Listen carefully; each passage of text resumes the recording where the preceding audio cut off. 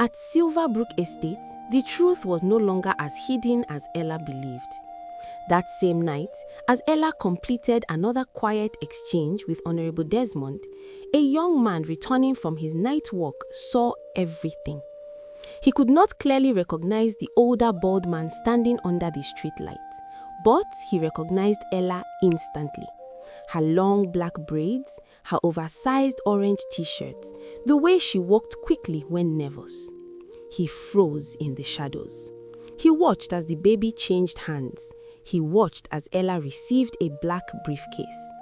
His heart began to pound. So she has been lying, he thought. She cried that she lost her child. Daniel wept in front of everyone, and Marlon was arrested because of this. Yet she is the one doing this. The young man quietly turned and walked home, his slippers scraping softly against the silent pavement. Inside his small room, he sat on his bed, thinking deeply. "I will tell someone," he whispered. "This cannot continue." Meanwhile, Marlon remained locked in a holding cell at the local police station. "I swear I don't know anything about that baby," he kept saying. "But you bought a BMW immediately after the child disappeared. I was planning to buy that car long before. You need to believe me." They shook their heads and left him there. Back at Silverbrook Estate, neighbors continued whispering. "Isn't it strange? She loses children and suddenly starts spending money. And Daniel doesn't even question it." But Daniel, blinded by grief and trust, never noticed the young man's decision. The next evening, the young man walked toward a quieter side of Silverbrook Estate, determined to find someone important enough to speak up. That was when he saw a sleek car parked near the corner. A well-dressed older man sat inside. The young man approached nervously. "Sir, I need help.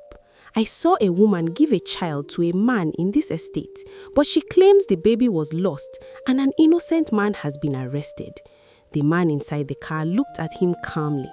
It was Honorable Desmond, but the young man did not recognize him in the dim light. "That is very serious," Desmond said smoothly. "Where do you live?" "7th block, New Life Street, room 5, the young man replied.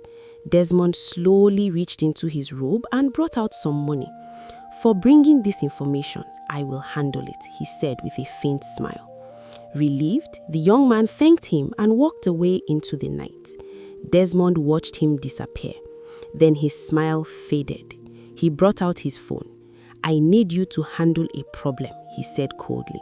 "He lives in 7th block, New Life Street, room 5. He knows too much." The voice on the other end responded calmly. "Consider it done." Desmond ended the call and looked up at the dark sky above Silverbrook Estate. By morning, shocking news spread across the estate. The young man who had planned to expose the truth was gone. Neighbors gathered in confusion. What happened? Why him?